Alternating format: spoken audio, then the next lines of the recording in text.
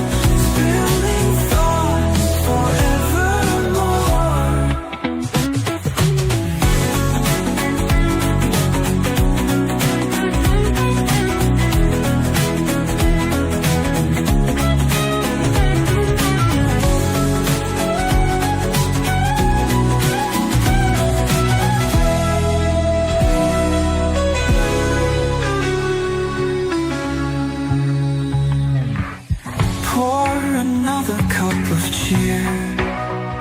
Every thought becomes so clear. Fancy tunes and bubbling streams, waking up to brand new dreams. Coffee chats with Melissa. Every cup was a whisper. Conversation.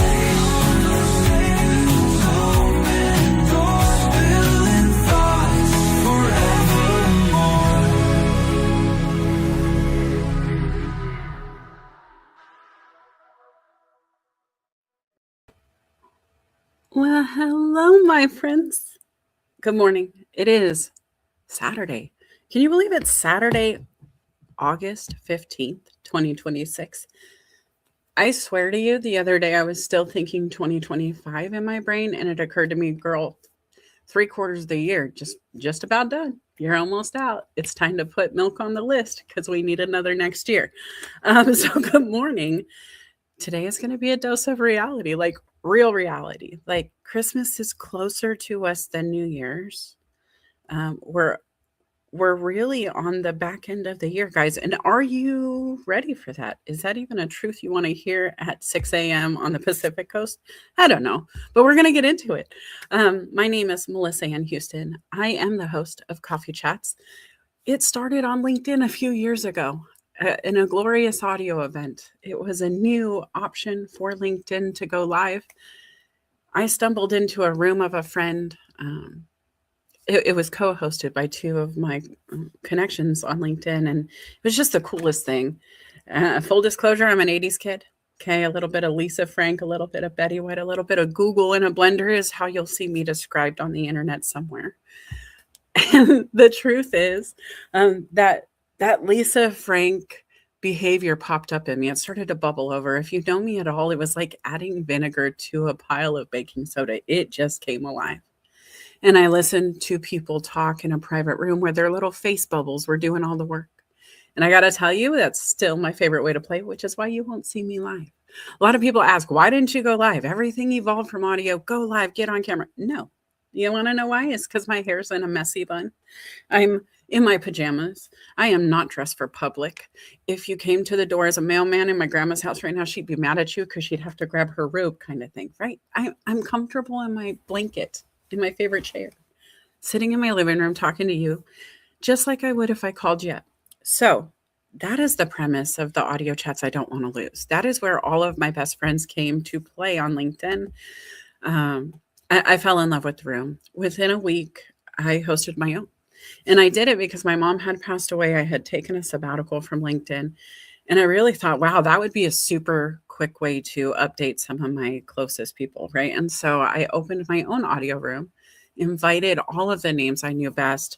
I used to run, 50? Guys, you were there. I see some of your names in the comments. I'll say hi in a second directly. But we had 50 people in the room without question. Sometimes it'd get up to 150 people in those rooms. And I invited them. And I said, hey, I want to talk about it. And so we started talking, and I shared my experience of losing my mom. And then a month later, I lost my largest client of 8 solid years, consistently just cashing that check from that customer because we were doing so well together. And then he was gone. And I just kept talking about my life publicly in a way I hadn't before. I've been a coach and a consultant since, 2015. And it was just then that I had started opening up live and doing all of this kind of stuff. And so if we're just getting to know each other, welcome. Some of you guys have been around. Some of you guys like Ken Dunner, I know you were early on. You're the reason Careers, Chaos, and Coaching with Felipe exist. We blame him, rightfully so and thankfully. Blame is a strong word, but if you've ever been to the show, you know blame is an appropriate word.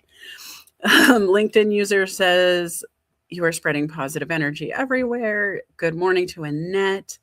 David Pushkin is here, hailing from London, UK. For those who don't know, he is our Chief Encouragement Officer. As always, Melissa, looking forward to this conversation. Let's see what nuggets we drop. Oh, Sean, yes, I got you thinking of fall. It's time, guys. I don't know where you live. I grew up in Arizona, but where I am today, this is Christmas weather. It's weird to say that, but I live in the Pacific Northwest. I have Christmas trees growing out of the ground naturally here, which is unique. I had cactus in the yard before. And I'm sitting here. It's like 50, 60 degrees in the morning. And this is Christmas weather. This is the stuff that if we open the front door, this is what we would see on Christmas Day. It was just this. And so I'm already in my hot cocoa beanie cardigan mindset. But it's summer. We have a little bit left, and depending on where you are in the country, it definitely is going to last longer or not. You know what I mean? But I wanted to talk about, are you searching or browsing, right? I wanted to get into the nitty gritty, and that's really what this Coffee Chats audio Saturday event has become, is just coaching live. I decided to use this platform to do 2 hours of free training, coaching, consulting, engagement, just thinking out loud for your benefit. And so if you are new, welcome. If you're not new, welcome back. I will say though, if we haven't met yet, or if this is your first time, please go follow me on YouTube. It's important to follow in more than one place. Sometimes the places get glitchy where we're streaming to. It's a relationship. It's a digital relationship. If you've ever worked integrations, you understand it doesn't always work perfectly when you update. And all of the platforms we stream to want to invest in themselves often, which is why we're still there. And so just roll with it. Make sure you roll on over to YouTube, subscribe over there. Also, if you're unsure of who I am or what I do, this is kind of it. This is a visual. I'm a life coach, right? And that includes career, confidence, mindset, leadership, relationships, alignment. I'm also a business consultant, operations, just coming in and really assessing what you're up to and how we can optimize it. My career started in sales. I moved into recruitment. I did criminal background screening and HR coaching and compliance for a decade. I've done some startups. I've had some fun. I've done it all, really. Probably even made you your 1 a.m. snack at the drive-thru at some point. So if you need help, reach out. I kind of have a plethora of experience going here. But if you want to learn more, go to documentthenact.com. Okay, so guys, be honest with me. You're on the internet a lot. I want to know how often you live here. How many hours a day do you spend online searching or browsing? You don't have to define which yet, but how many hours a day are you spending there? I would really love to know because I spend quite a bit of time on my phone. Now, I have a few, roles that I play. Like I said, I'm a coach, I'm a consultant. I have a day job. I run a motorcycle shop of all things, which is a lot of fun. I do a lot of community events. I work with a farm. I work with a voice actor who's in the comments. Go follow her too.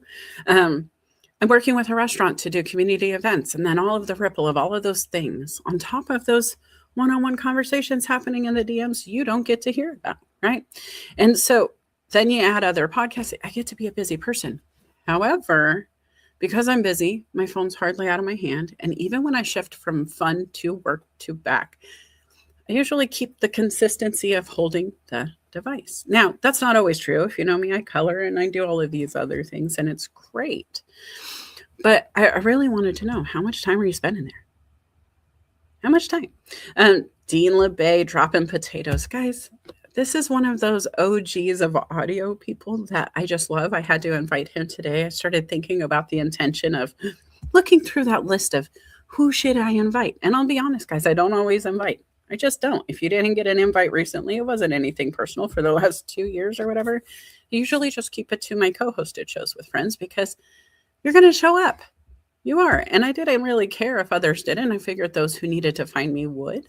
And I was working on my stuff, so it was fine. But then I started thinking about my intention here, how long I've been here, what's been going on, who I've met, how it's played out, what all this means, right?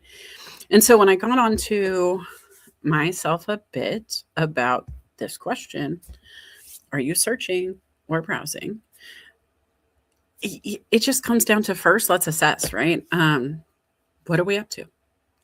Sometimes what looks like mundane searching for me is actually my subconscious working on something.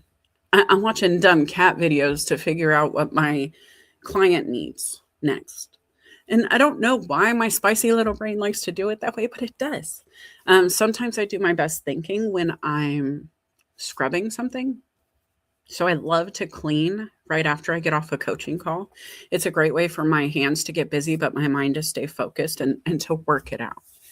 I work better that way. I can write down what I know, but I also have to go searching for this answer in a specific way, because when I'm searching for results, they come. And so we're going to interchange. This is a spaghetti brain conversation, not waffle. Let me explain that for a second. If you're new here, spaghetti versus waffle brain. I was talking with my husband one day, and we were talking about the different ways people process information. And more specifically, this was a husband-wife conversation. Our conversation. And I am a spaghetti brain. My husband is a waffle brain. And what this means is I can start at the end of one of my spaghetti noodles with a concept, an idea. But as I evolve this, as you're listening today, you might understand this. I follow the noodle, and it will go up and down and all around, and it will intertwine with other noodles. And sometimes I actually get tied up in the other noodle, and then I come back out to the other end. And eventually you get to the end of my thought process, the end of my noodling. My husband is very different. Every piece of data has a compartment. Every time you want to access the compartment, you have to step from one box to the other. He can contain so much data in those cells, those sweet, savory details, the bits. He can hold so much inside, and he can do it cleanly and concisely, but he doesn't always like to do waffle brain pretending to be spaghetti and vice versa, right? And so when I search for answers, knowing I'm a spaghetti brain, I intertwine everything. I work best when I'm overlapping things. It's kind of silly when you think about it for a Venn diagram girl. But for him, He's the guy I would call it Who Wants to Be a Millionaire when you need that one piece of detail, that data, the line item on the back of the baseball card, second line down, and you need that stat, that number. He's the guy, right? He's going to clearly answer you. You're going to need the number. He's going to give you a number. Which one are you? I think both are important, but I honestly would love for you to think about your internet actions as either waffle or spaghetti. Your browsing actions, waffle or spaghetti. We're going to get people hungry. I'm sorry it's early. If you haven't had a snack yet, it might be a good time to pause and go grab a little something. Dean says it'll be 96 degrees in New Orleans. Good morning and afternoon. Wow, that's going to be a nice warm day. He's definitely still in summer. Felipe says, I search more than browse. Okay, I like that. For what purpose? Is it work, personal, both? David Pushkin says, I spend far too much time on the internet, especially on my phone. My digital well-being notifications secretly shame me, living my best life. Now, you know what? I want to fight my phone when it comes to this. I think, yes, we should put devices down. I think there's a ton of great reason to disconnect. And I'll be honest, even if my phone's in my hand, it's always on silent. You can't reach me if I don't want to be reached. If I don't want to be in the moment, I'm not in the moment. And so for me, I search for disconnect when I put my phone down. However, when it's in my hand, I think there's value for me because I've learned how to spicy my brain into action, right? Like, or take the spicy brain and move it into action. And what I like to do most is to shift. So one of the things I like to do when I'm thinking about the show, I don't know if you saw my post yesterday, but I own the fact that I used to hate AI. I mean, hate it. And AI, if you're listening, we're friends now. Don't hate me. Don't hate me. When the rise happens, please be friends. We'll be cool. But I really didn't like it. I thought of it as something that was kind of lazy. I didn't want somebody to speak for me. Writing was something I always kind of pushed myself into as a kid. Document, then act. It definitely would shift perspective if I just give over the pen. And so there was a lot of animosity there. However, I use AI to formulate the show. And I go into ChatGPT and I tell it, hey, we're doing a coffee chats again. And I want to do a topic I haven't done in a while. I use it to help me source that because I don't want to pay attention. I mean, I move in my spirit. I move in my gut. I move in what's moving me that week or what's a focal point in the news. And so when I go in and say, hey, this is what I want to do, it'll start giving me ideas. And some of them were so generic. And so I push back and say, no, I'm searching for something deeper. I'm not just browsing coaching topics. I'm digging deep inside me to figure out what I really want to coach and teach for 2 hours without friends live with me, right? Because we're doing this one solo right now. Yeah, I have people come to the stage later, but the truth is I have to vamp or speak on this topic for an hour to 2 hours.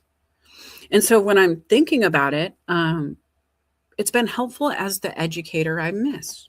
And if you coach with me or if you've been to the coffee chats, you know, I talk a lot about school and training and education and how it all started and all of that good jazz. And a lot of why people need coaches after graduating college successfully with a degree or being in charge of a business or finding success in whatever realm they have is because they start missing a syllabus. They miss somebody just double checking their work. We were trained to look for that stuff, to want it, to lean into it. And so I use ChatGPT in that way for my shows. Help me out. I want a syllabus. I want some ideas. Give me a list of books to read this summer or something, right? It's kind of my choose your own adventure without having to overthink. Just letting it move me a little bit towards what's already inside. Does that make sense? Like it's not giving me the answers unless it feels 100% right in my gut to do it or my spirit or whatever you want to say. But I pray over this stuff, guys. I'm an intentional person in that way and not going to go down that hole too much. But I really want you to know when I go into ChatGPT, I let it feed me some stuff and then I go scrub my kitchen. And I think about the topic. Are you searching? Are you browsing? Because once we picked that, we leaned into it and I started to think about the library. While I was scrubbing the dishes, I was thinking about how I used to go into the library And it could have been just me. But as a spaghetti brain, I would go in to learn about airplanes, and all of a sudden I saw automobiles next to it. And I was like, ooh, that goes fast too. Ooh, that has an engine. Ooh, I wonder what the difference is. And all of a sudden now I have to Venn diagram the two.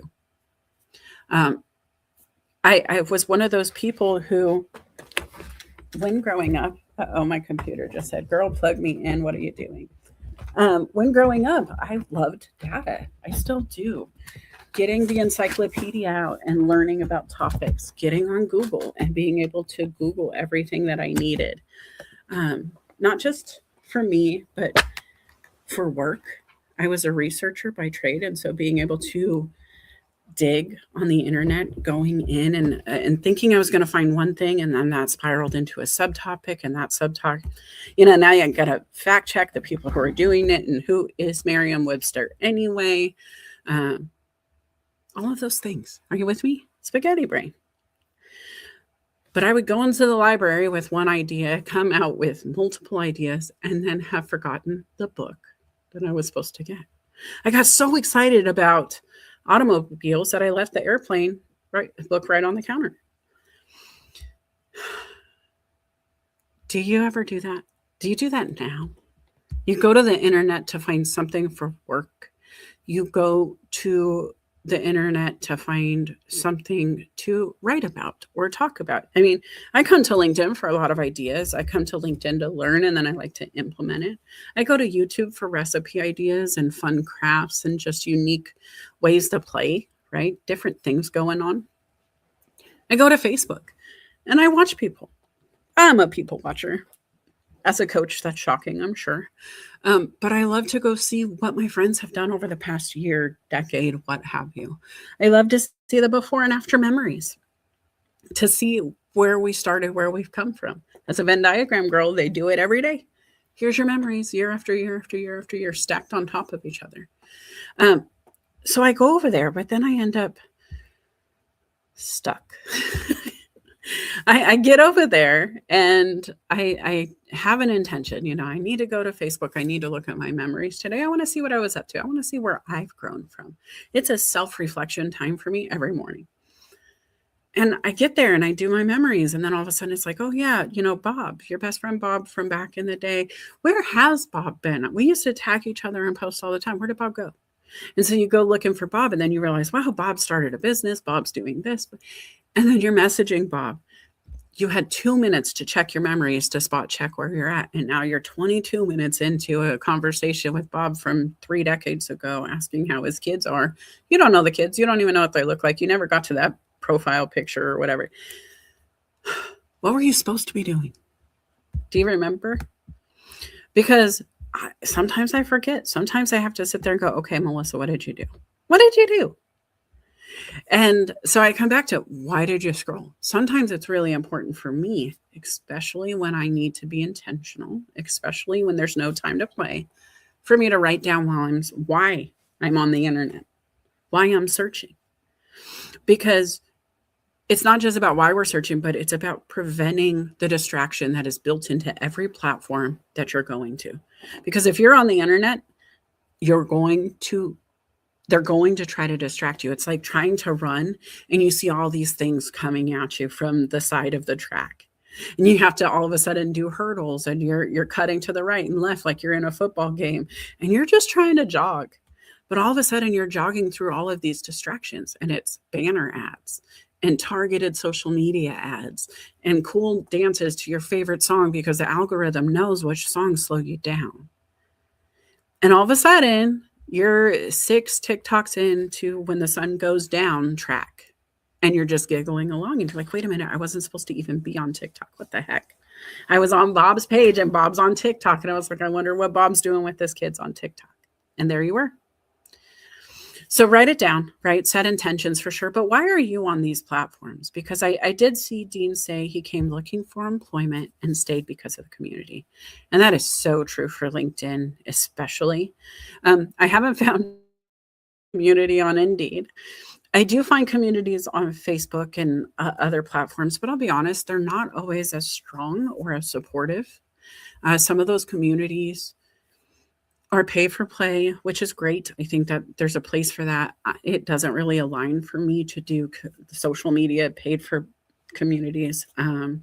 If you want to pay me, then you get me. If I do a group event, that's a group event. But I think for me, the reason I go to the other socials is distraction, intentional distraction. I go to Facebook and Instagram and TikTok to disconnect. Sometimes I'll go connect with somebody locally. They're on Instagram versus LinkedIn. They haven't found the power of the platform yet. And so I'll meet them where they are. But genuinely, I'm not on Instagram looking for business. That's not where I am. Do the targeted ads work there? Absolutely. I met my chiropractor that way. I invited him to my community event. Now we're friends, and I see him for services. So when you're moving with intention, do you know how you behave? Are there different actions in different rooms, different social platforms? Are you just cut and pasting across all of them and you're only there for your business and business is business and you're not doing it different? Maybe you don't scroll at all. You're like, I'm just come, drop, go. I got to get out of here. As soon as I post my stuff, I'm out of here. Post and ghost. Let's talk about it, right? David Pushkin says there's a spaghetti and waffles. Wow, the catering in this event is amazing. I love it. Felipe says I'm a spaghetti thinker, but a waffle searcher. I love that. Would love to hear more. Waffle action taker. I agree, right? Very concise movement, guys. You got to be intentional. And so let's talk about my first intention. On LinkedIn, most of the time I see people scrolling are going to be for opportunities, career opportunities, networking opportunities, and then insights, learning, knowledge, the things I say we're doing here in this room and my friends are doing in the comments. We're doing that actively now. And it's as simple as showing up to a live event to hear some insights, give some insights, share some insights. You get to know the people in the comments, which is exactly why we know everybody by name, is because they just kept showing up. And then they would invite each other to events, and then they would comment and support each other's posts because they're like, oh yeah, that's that Felipe guy. I like what he said in the room. Hey, that's Melissa. She likes to put glitter on ideas. I totally want to follow her for glitter. Maybe it's the colors and the Venn diagrams, whatever it is, right? But we kept showing up, and that created opportunities. And it's consistently doing so.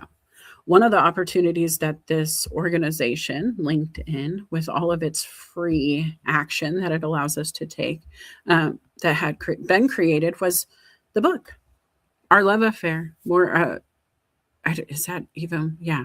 More than a social media platform, we are linking in. So the next one, a message to my family. I was in 2 different books, collaboration books here on LinkedIn. We talked about our journey. We talked about ourselves. We talked about our legacy.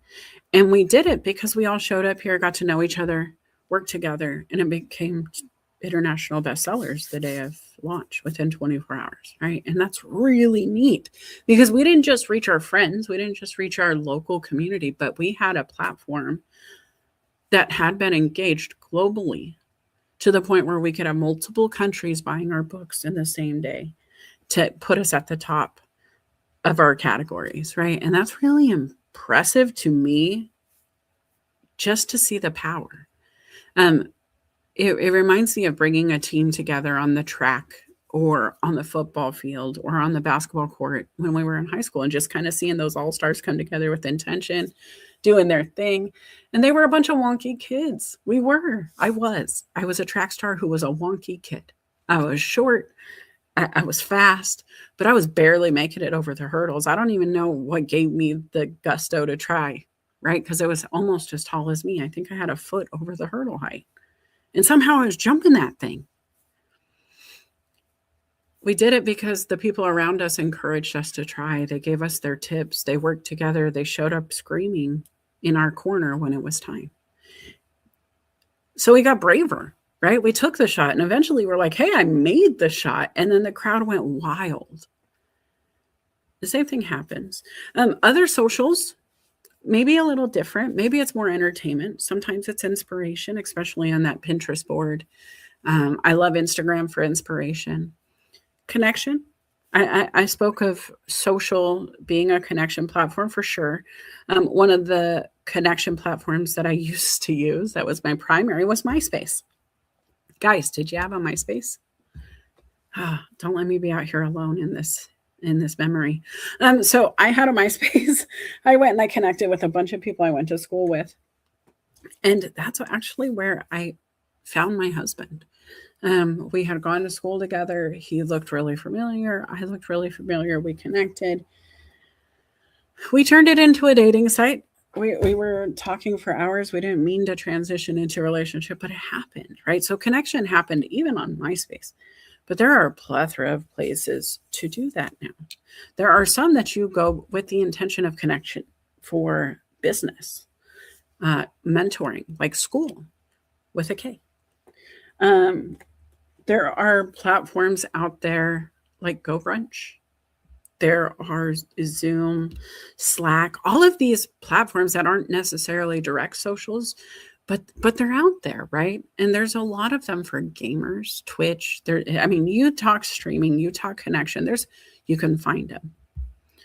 But are you looking with intention? Did you accidentally find your favorite platform? How did you find Clubhouse? Did you ever find Clubhouse?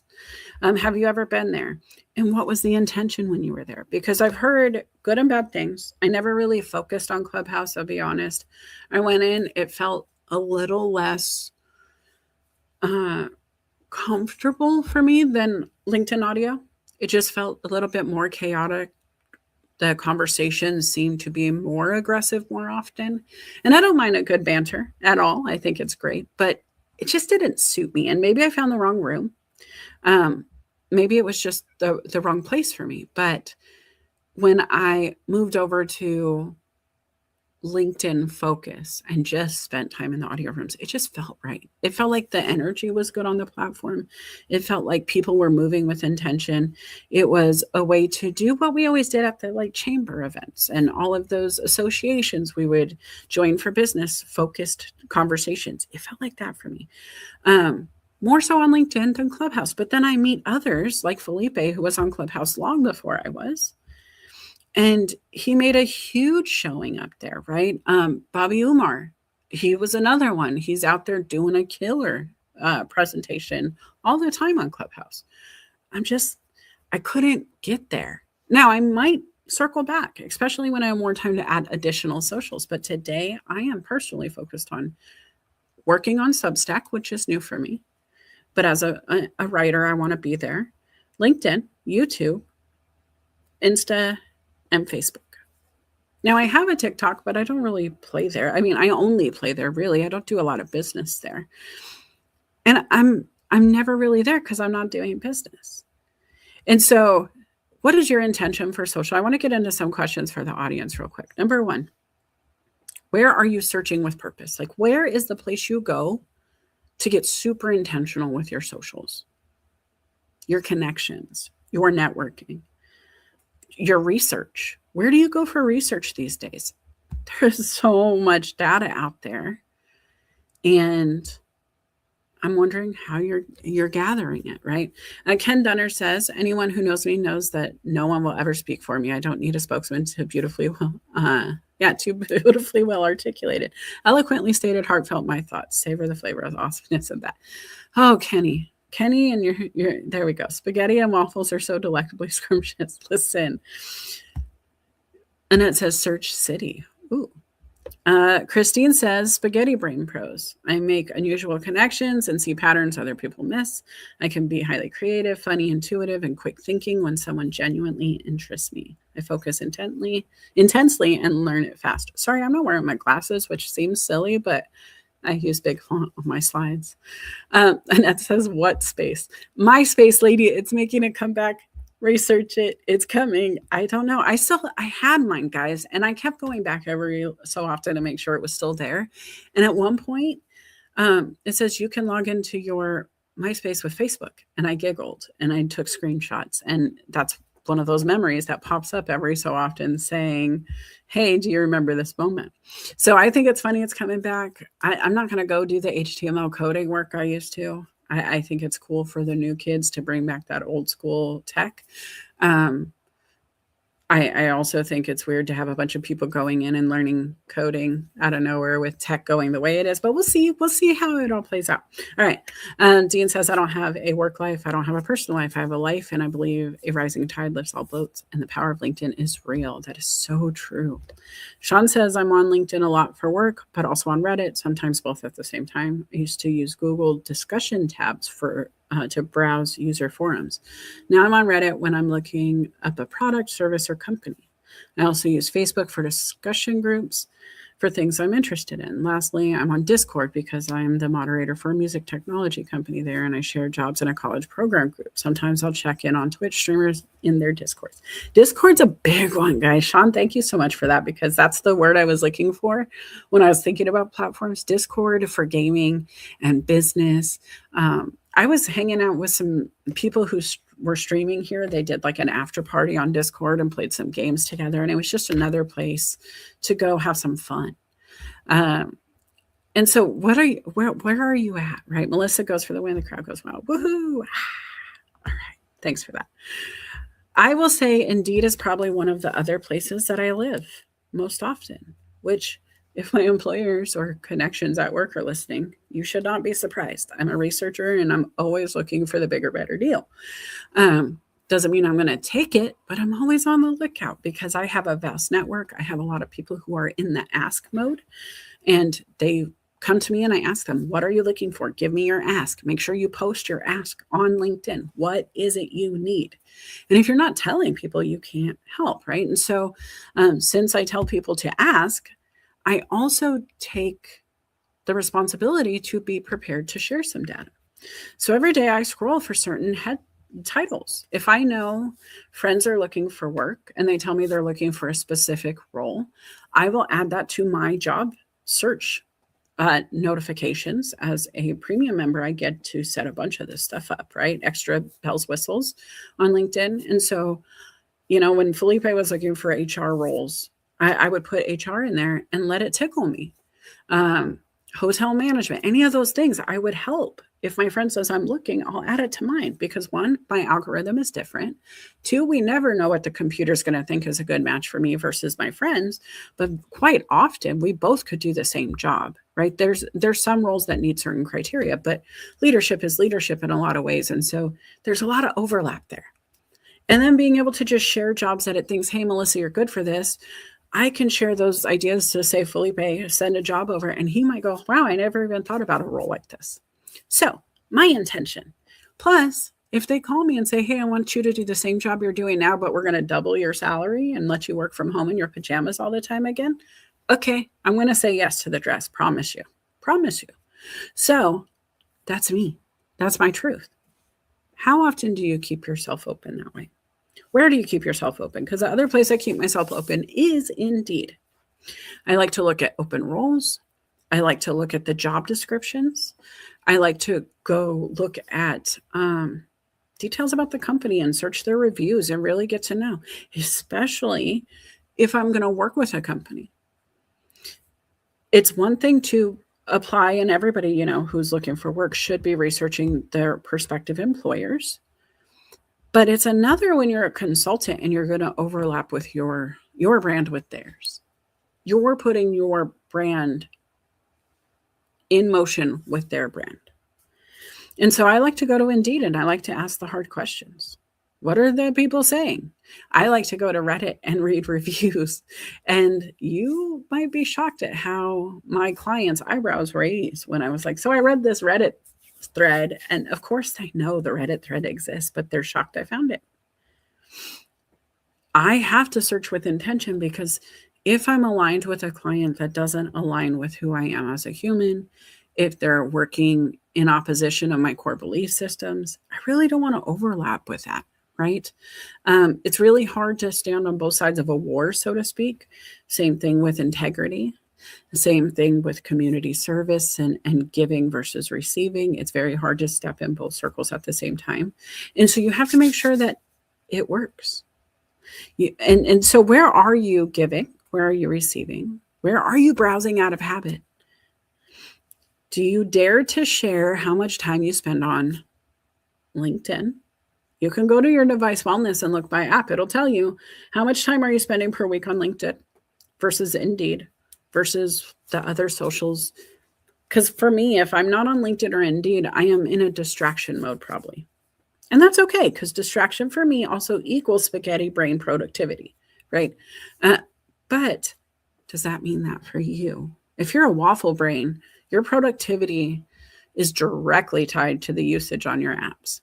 And if you're a waffle brain who can't do work while they play, then you should be looking at the playtime versus work time on those apps and doing that assessment, right? And if you're not getting closer to the place you say you want to be, that's the first place we assess our data. When we talk about moving forward in our shows, Guys with Coffee Chats or coaching or whatever my posts are, it's always about documentation, action. But then we have to reassess everything we've done, right? We have to track and adjust. And so I'm using this data method where it's document, act, track, adjust. And then you repeat the process. Once you've adjusted, you've documented what you're adjusting, you implement it, you get to work, you do it again. And so where are you browsing out of habit? What is the intention of being there? Next question. And I love AI for these visuals, guys. I got to be honest. What platform do you use for opportunity most? These days, YouTube is my primary focus for growth. That's where I want all of my followers to show up. Long-term plan, they pay the most for content. Long-term plan, they have the most stability for streaming. I have been beta testing with all of my friends. YouTube is the GOAT where it comes when it comes to making sure that we're not going to be interrupted during our live events. I also know that they have a lot of followers. I mean, they're doing the investment too, right? Like there's a lot going on there. I had to do a whole episode on YouTube and the benefits, but I was sleeping on it for years. When I was doing LinkedIn lives, I wasn't streaming to YouTube. I didn't have to. We just clicked the button on LinkedIn. I didn't have to cross stream anywhere. As a matter of fact, you couldn't even play back the events back then. And so for me, there was an opportunity to network, but not really evolve content on LinkedIn in a way that I could capture, right? And so even now, the platforms I'm using are shifting. I'm using StreamYard to do my work. I'm sending it to the platforms I want to grow on most, which is YouTube, like I said, LinkedIn, which will always be a primary focus for me because it has brought so many opportunities to me in a DM. It has brought real live dollars to my bank account. Talked about it before, but my most productive day on LinkedIn was a $10,000 deposit day. That's what was deposited in my bank account that day based on the work I was doing. And I was like, that's a beautiful day. I have never captured that energy on another platform. I just haven't. It's not a bad thing. I mean, I would love to do it. Most people don't do that. And so I'm grateful for capturing it at all. And I'm not, gift horse mouth work. I'm very grateful for the outcomes, but a little mad at myself for not streaming to all three platforms the whole time, right? A little mad at myself for not figuring out a way to capture that energy and save it. Now we're moving forward. So this is the intention. I use StreamYard. I'm streaming to those three platforms. I'm going to figure out the Substack thing. Felipe's got to coach me on that one because he can stream live to Substack for careers, chaos, and coaching, but I haven't done it first. That's where I am, right? But that's where I give. That's where I connect and I share inspiration. Hopefully, I'm hoping to inspire you to do something different, whether it's streaming, whether it's using more visuals, whether it's just jumping into AI to have it ask you a few questions to make you think a little bit deeper today, whether it's just showing up and looking at your to-do list and looking at your schedule and calendar and your friends group and going, is this really who I want to be, where I want to be, and how? The who, what, where, when, whys, guys. What would make your scrolling more intentional this week? I'm going to give you some advice. If you're a coaching client, this is your reminder. I ask my people who are growing with intention on social to go engage with 10 people, 10 posts before they post their own. If you are scrolling with the intention to find a topic for conversation, if you want to become an industry leader, for example, sorry, be right back. Oh, my throat got all clogged up. Okay, we have smoke outside, guys, and it's pretty rough. So you have to bear with me. I'm working on it. Are you still alive out there? Are you still awake? Okay. If you moved with intention for business, if you wanted to become an industry or thought leader on LinkedIn, I would tell you to pick a topic. One specific topic, one pillar, something very prevalent in your industry this week, and have conversations about it. Only look for people talking about that topic. I think of Thurman, Mr. SharePoint. I don't know why he's the first one I thought of, but he's there. And maybe it's because intentionally in the back of my brain, I've been meaning to learn more about SharePoint. I don't utilize the service all the time. I'm a big fan of Microsoft products. Obviously, I'm here and I use Microsoft Office and all the good things, but I haven't really gotten into SharePoint in a profound way. And so if I were going to move in intention this week, I would make sure that I was intentionally engaging on his content, reading it, taking it in, commenting back, asking good questions. It would make my scrolling more intentional. And then what's going to happen is the algorithms are going to be trained to know, hey, this lady has a profound interest in this topic or this speaker. I'm going to keep bringing that to them. If you're looking for work, if you look for the same job title for a week or within that same industry or a variation of customer service management, customer success management, those repetitive overlapping job titles that can be very close or similar, you're going to start seeing a lot more of that delivered to your email or your text or your suggested jobs. And so that in and of itself, just knowing what you want to talk about, knowing where you need to go and why you're trying to get there. If you wanted to work in the industry, maybe you want to work for Microsoft, being on their products and posts that talk about their products is going to behoove you quite a bit when they go to your profile and go, who is this person? What are they up to? Oh, look at Mr. SharePoint only talks about SharePoint. We have to bring him in. He's absolutely utilizing our product fully. It's a benefit, right? And so that's just one example. But if I was job searching or if I was moving within an industry to become a thought leader, or I wanted to grow my network within an industry, that's the way I would play. Do you have any other tips or suggestions? Also, if you want to come up later today, let me know. I will put a link in the DMs to anybody who asks. I'm not going to share it in the comments. I don't want everybody joining the stage, but if you want to come up later, please let me know. Go to LinkedIn for that. That's where I'm monitoring. Okay. Let me come back here to the comments. Oh, Sean says, oh, wait, let me go. I just started using Indeed again because I saw someone on LinkedIn say they had better luck with landing interviews on there. Okay. And Mohammed says, thanks for sharing. Good speaker. Thank you very much for the compliment. And Sean says, wow, I haven't seen Thurman in a while. Love him on Social Saturday Chat. Agreed. That's one of my other favorite shows, guys. It comes on after my show. It's about an hour between shows and then it jumps back in. So great place to network with intention for sure. Which, here we are. Give your attention a job before the algorithm does. Now, we were just talking about how to train it, but this is the why. We did the how, this is the why. And what you're doing is always up for negotiation when you're talking to the computer in your hand or the algorithms that be, right? Every day is a new day. If I say travel, my ads will change. If I start talking to you about spaghetti and waffles, you might see a syrup or garlic bread commercial later.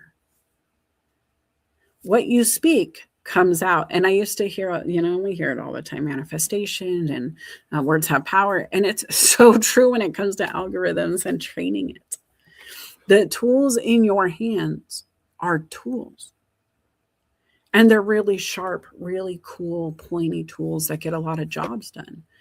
But you have to wield that tool. You have to tell it how you want to use it. There's a lot of ways you can use a knife. You can chop, you can cut, you can dice, you can slice, you can, do all the things. You could use it in the garage, you could use it in the kitchen, you could use it in the woods. You have to decide what you need it for. And then you have to be intentional in finding the tool. A knife is a knife is not real. Yes, a knife can do knife things. And if it's the end of the world, pretty sure any sharp tool will do. But if you really want to become the best at it, if you really want to be the top of the top of the top, you're going to use a very concise, specific, trained to be this thing. A paring knife is not the same as a chopping knife. It's just not. And if you try to make a paring knife chop, it's going to take some time. Can you get it done? Sure. But it wasn't the intention of the tool.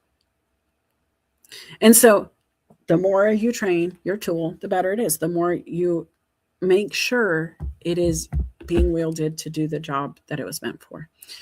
If you go to LinkedIn and you end up using it for just games, right? Because LinkedIn has games and I love it. It's part of my spaghetti brain in the morning. I like to go to LinkedIn and I like to compete against my best friends on the internet.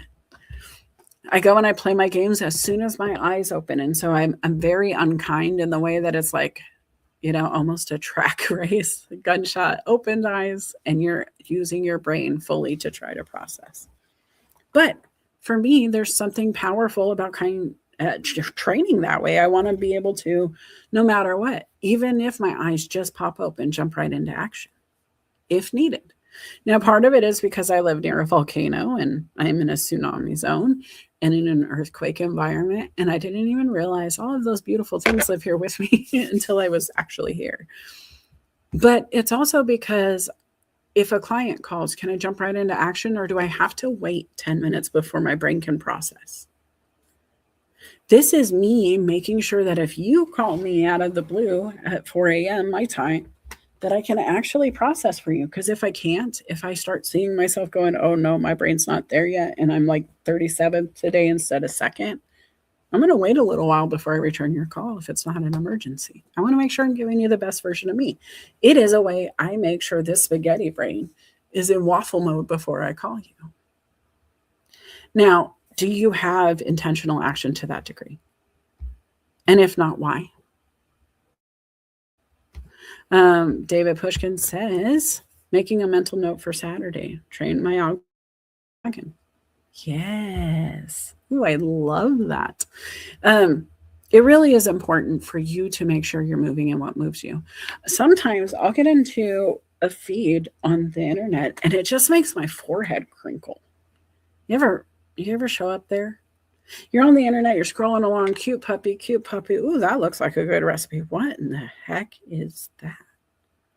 And then like a car accident, it's almost, you can't look away and you don't know why you can't look away, but you're not looking away. And so you're scrolling. You're 30 minutes into, what was that? And now all of a sudden, all you're getting is that guy's videos, that person's videos, that feed.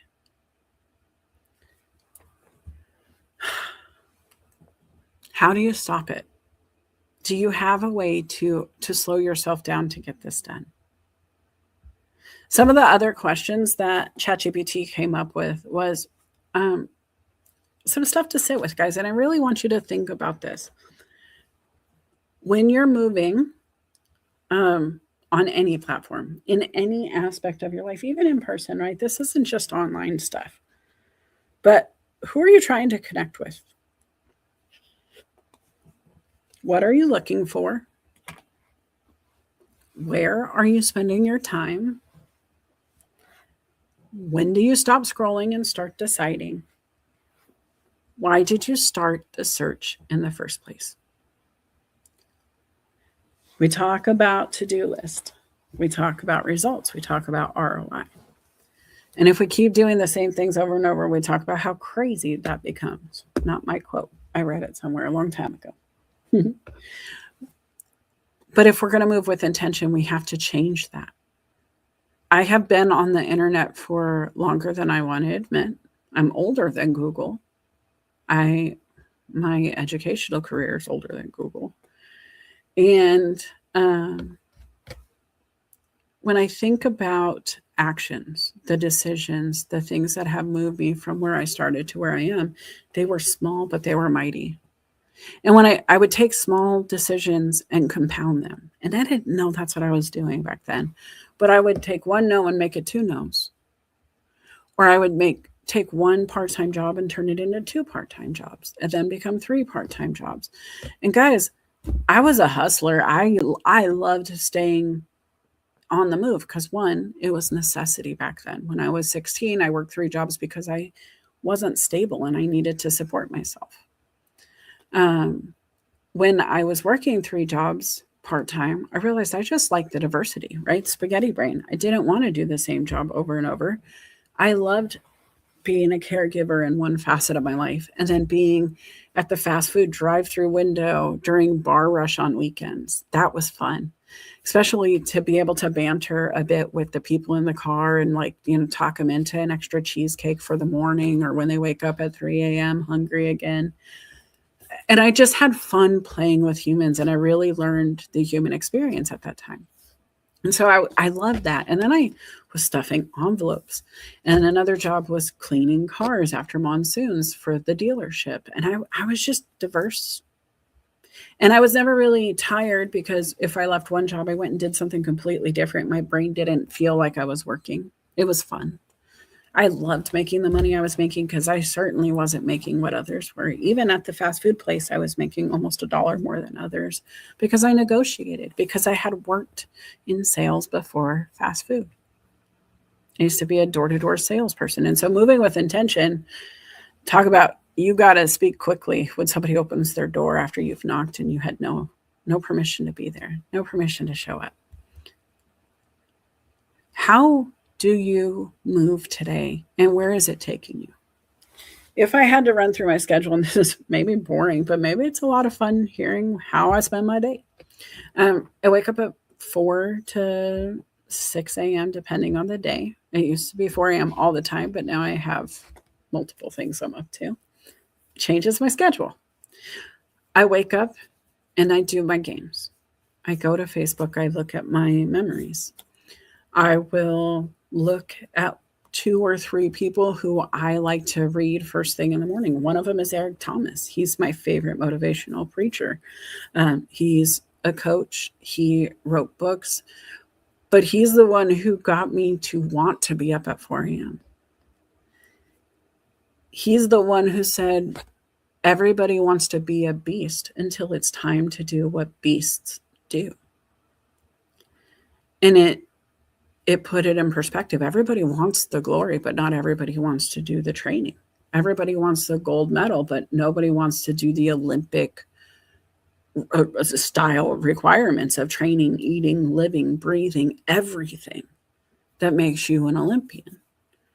And then just you owe you. Very simple line. You owe you. So if I owe myself something, then I intentionally need to go get that thing I'm owed. I have a debt to pay. I have something I'm supposed to lean into for me.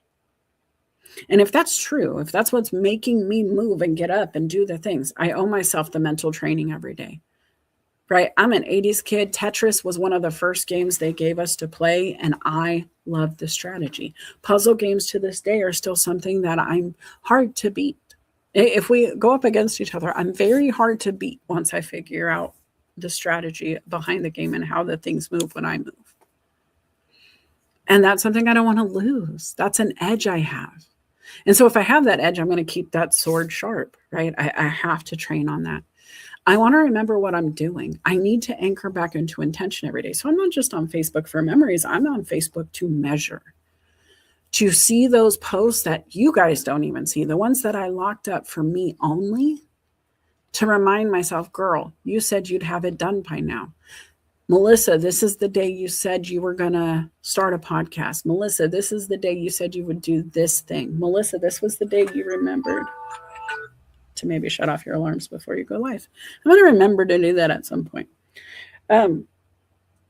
But I go back and I look at myself.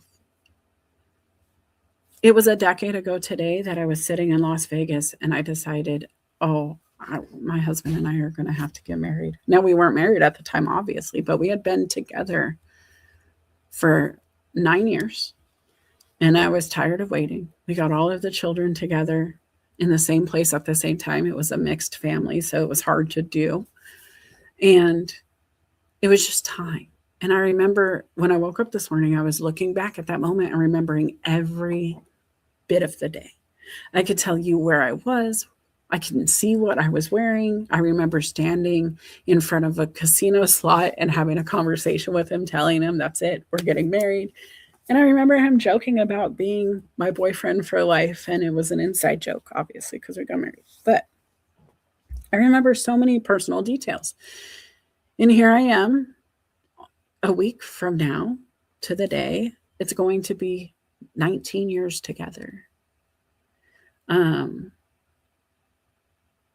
5 days from now, it'll be 19 years together. 7 days from now, it'll be 10 years of marriage. And so I'm just sitting here going, wow, that's a lot to take in and process. But the growth conversation, how far have we come? What took me there? What made me decide that day? All the who, what, where, when, whys that give me perspective today. If that is my measuring tool every day, then that's really cool when I can come back and say, Melissa, you wanted to start a podcast on this day. And then 2 years later, I'm like, you were the number one podcast, or you were in the top 8% shared worldwide. And then you come back and you're like, you took time from your podcast. You're not on Spotify, but you're over on LinkedIn and YouTube again. Right. And you're doing all of these things and you're compounding your story, or I am. That's what I do. And sometimes I'm publicly posting it so I can inspire you guys. Sometimes I tell you about the defeat of, wow, I was on Spotify. I was raking it in. People were sharing. It was one of the top shared globally. And I just stopped posting to it. I still have shows now. I could go upload them all. I haven't. I need to. It's on my to-do list. But I'm moving with intention in other aspects of my life currently. And I know that intentionally I had to focus this summer on my day job, the career I'm working in the industry of motorcycle sales and accessories and gear and safety and community and all of the good. This is our busy season. But I also know in a couple of months, it's going to get slower at work. It's going to get to the point where I will hear the crickets in between customers because not a lot of people ride when it's wet in the Pacific Northwest. Many do, but not as many as now. And so when that time comes, that's the time the past few years that I was using to write books with friends and develop my coaching programs and dive into one-on-one time, do a lot more coaching because I had a lot less conversations to have every day. And so my brain was like, no, you still have energy to burn. We got to do more coaching because you're not doing anything with your brain all day. That's where I'm going next, right? And so I'm planning for that transition. When I go into my podcast, I'm going to upload to Spotify so many episodes, and it's going to be hours worth of content. And I'm going to be able to do it quickly because they're all in a folder waiting. I've been organizing with intention, knowing that at some point I'm going to shift gears and I'm going to make it easy on myself because I really hate messy. And I'm really frustrated with messy. My mom used to call me that when I was a kid. I'm a Virgo. By default, I want things organized. I have my way. I'm picky about it. I like it my way. But on the opposite side, I don't mind a mess because of the neurospiciness. I just have to have it stacked. If I have dishes, the plates must be organized, the silverware in one cup waiting to be, tackled. I want the bowls stacked. I want the cups aligned. It has to look neat while it waits to be handled. The same with my doom pile of paperwork on my desk. It could be 6 feet tall as long as it's a nice, neat pile. I can intentionally ignore it if I keep it organized enough that when I come back, I can just grab the pile and go. Sometimes when you're working as much as I do or in such a diverse fashion, you have to let the mess sit. There is an intentional delay to cleaning because you have to have time to process it thoroughly. It's about time management. Also, it's not just about, here, let me try to tackle this. It's, can I tackle it well? Can I see it through finish, or will it delay something else? Will it just create two piles for me? And then I have to monitor 2 piles till next week because I won't actually get the time. And so intentional action, how much are you spending? Where are you spending it and why? When I move into my day, my phone is on silent. If you reach me before I go into the motorcycle shop, great. You might catch me coaching. We might have, 2-3 hours worth of coaching done before I go into the store. That's easy to do when I wake up at 6, between 4 and 6, to put 3 hours of coaching in is no problem before my 9:30 call at work. I can get dressed even, get ready. If I shower before I start coaching, I can put on makeup. They don't see me. It's all phone calls because simple. It's easier for everybody. If they want video, we can, but even then they get to watch me put on makeup. And you know what? They don't care. They don't care. So intentional action, and I'm intentionally warning them, this is who I am as a human, and I may not be your coach if you don't like it. Wait, I gotta just take this in. Sean, I recently was getting weird feet videos in my YouTube feed. I'm not into that. Eventually, the algorithm took that out of my feed, thankfully. Oh my goodness. I don't know what your phone heard, but guys, have you ever worried about your phone hearing the restaurant conversations? Like you put your phone down in the booth and it accidentally picks up your neighbor's conversation too. And maybe they were talking about their orthopedist or, going to get a pedicure or taking pictures of their new shoes. And all of a sudden your algorithm shifts. I think it speaks to, and this is just a joke, right? But truthfully, it could happen. And if that's true, then you got to watch where you surround yourself with. You got to watch what data you're feeding your brain if your technology is so susceptible.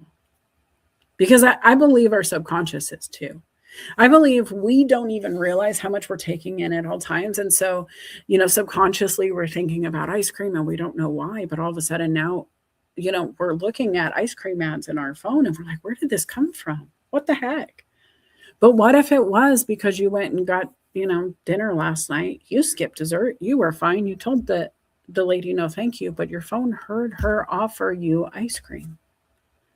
And so subconsciously she planted the seed of ice cream and you didn't want it then, not at all. But your body's like, hey, I do like ice cream though. And if I would have had room, I probably would have just said yes. And so why aren't we thinking about ice cream? You don't even know it's telling your body you want ice cream. You don't. It's these things happen, right? And then you think your phone's magic because it's reading your mind. And truthfully, it just heard the conversation that you heard, but you forgot. You forgot that seed was planted. If that's true about ice cream, what could it be about anything you're engaging yourself in? Like, where are you putting yourself in? Who's having the conversations? And what are you hearing in these conversations? And how do they move you? I want to say hi to Josette. I don't know Josette, but good morning. When do you decide to unfollow? Sean, his comment was perfect for this question. But have you intentionally moved into a conversation and then decided, you know what, whoa, let me back it up? What about topics? Maybe you start diving into something. You're like, oh my gosh, this sounds like the coolest thing ever. Let me learn all about this topic. You pick up that automobiles book. You're supposed to be reading airplanes, but you got the automobiles and you realize, wait, no, their max speed is what? But airplanes can go this fast. I don't want to waste my time on the smaller engines. I like to go faster. I want bigger engines. That's okay, right? And how do you intentionally disconnect? You return the book.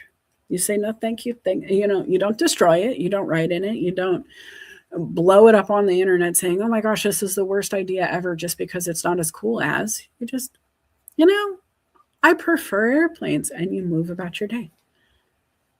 If you tell any AI, I love airplanes more than automobiles, it's going to resonate with it, right? And you can do that with habits. You can do it by disliking the automobile posts that you're seeing in your feed. And all of the platforms are asking you for this. I don't know if you realize how much power you have on your platforms to decide, to change the way it feeds you content. You don't have to be there. number one. You have to decide with intention, what job are you giving that platform? If I'm on Facebook and I start talking about communities will be a focal point in the stream and the feed. I have groups on Facebook. One of the groups I have is for my hometown. It actually started as just a post. And this is intentional movement for sure. Started as a post and I was like, hey, who remembers this person?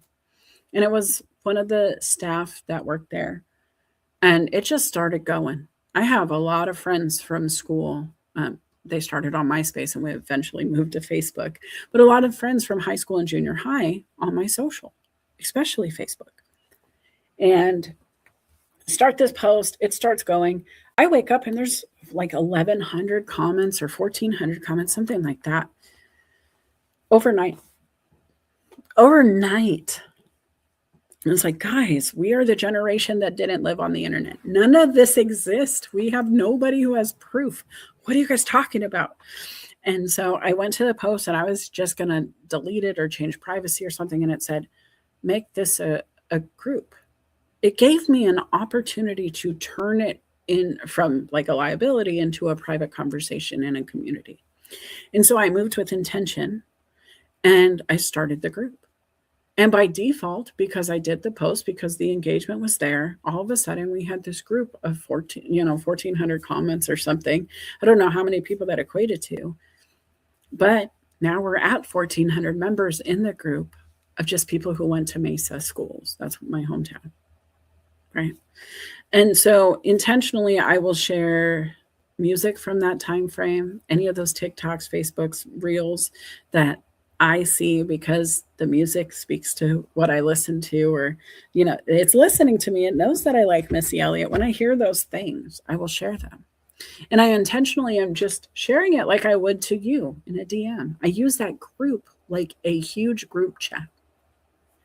And nobody would love me if I started a group chat of that size. But when I call it a community, when I call it a group, and I don't make it a DM, everybody's there. Right? It's intentional action in a way that's better received than not.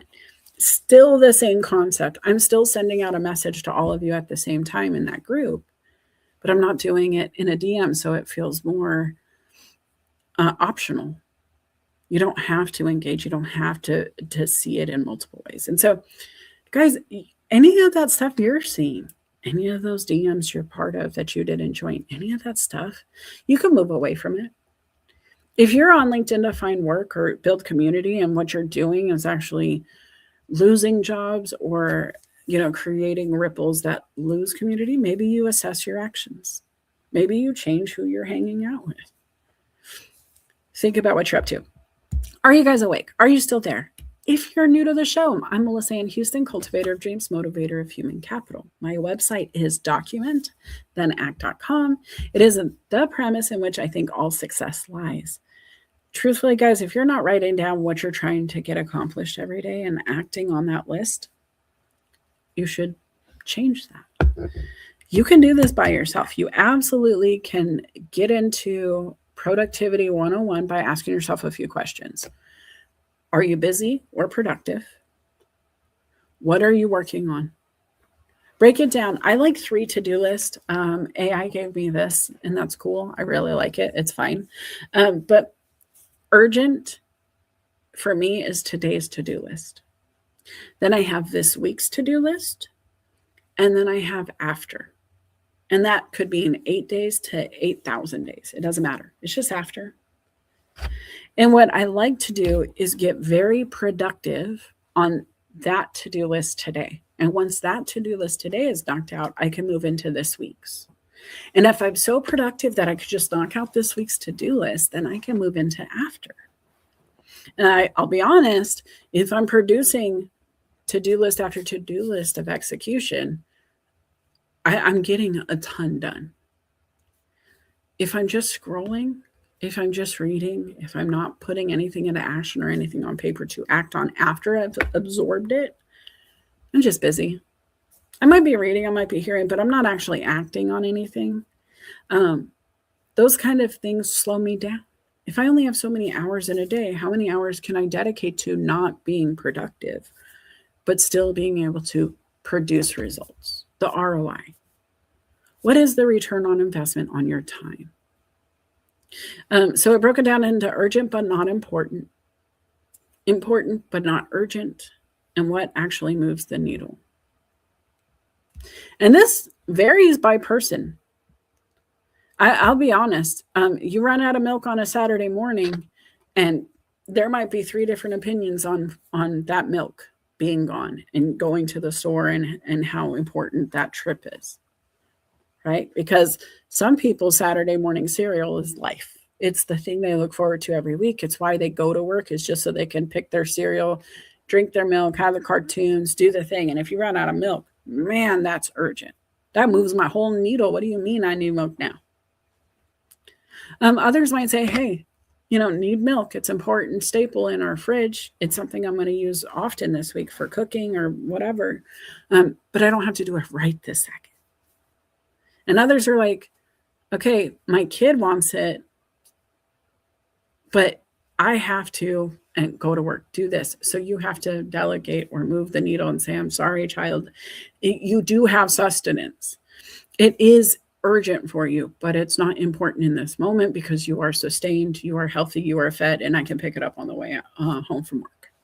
And that's hard to set the boundary, guys, because unless they're an infant who needs milk to survive, the kids will be okay without milk until lunch or dinner or whenever you come home.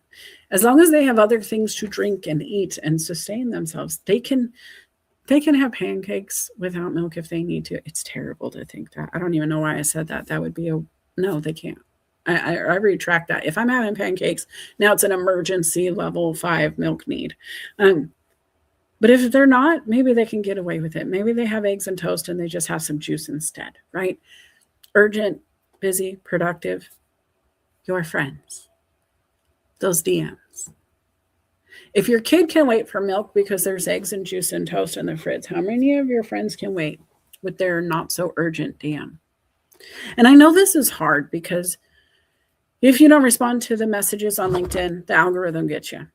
It does. It slows you down. It's like, nope, you're not moving with intention. You're here to do something that we don't like, we're not engaging in, we don't want you doing, and it'll slow you down.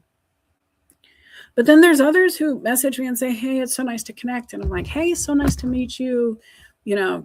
I see you do whatever. And I try to make it personal. And then they come back and go, Melissa, have you ever considered how you can save $10,000 on your employees, blah, blah, blah.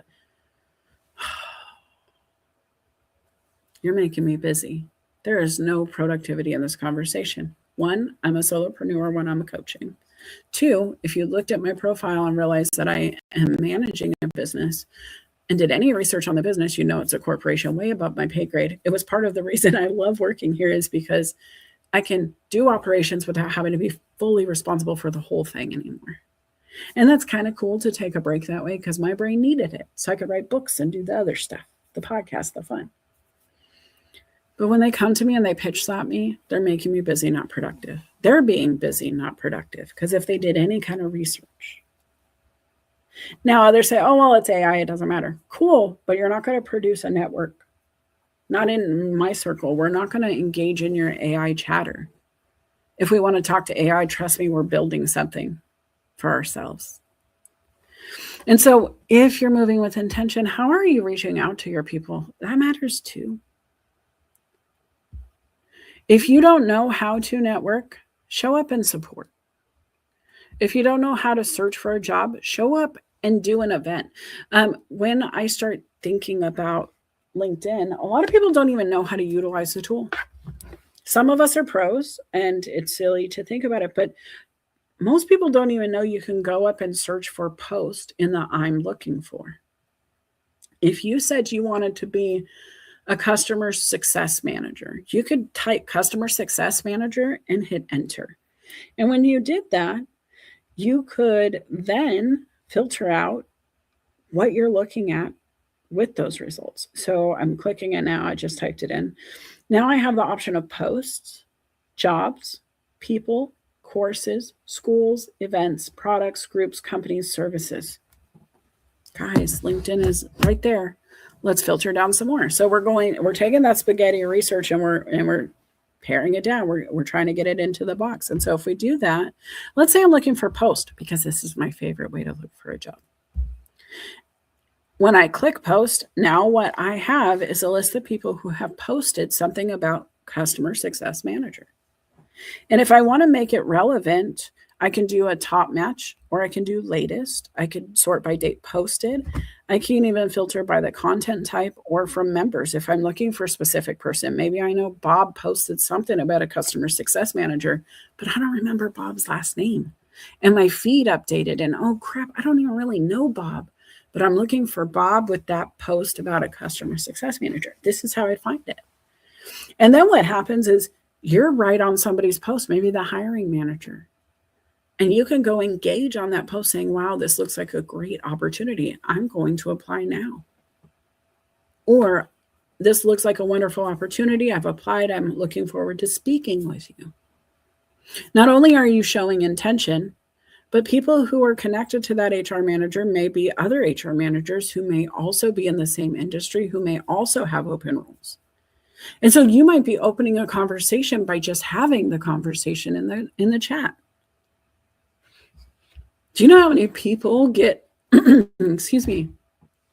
get opportunities created that way and have? If you have, please mention that in the comments. Have you ever had somebody come to you and say, hey, I saw you on a post. I saw you in the chat. I saw you in the room. I would like to talk about, and then they insert an opportunity. And I'm not talking pitch slap where they're coming to sell you something, but where you could collaborate or entertain a new opportunity, where you could grow in some way, maybe partake in something for free.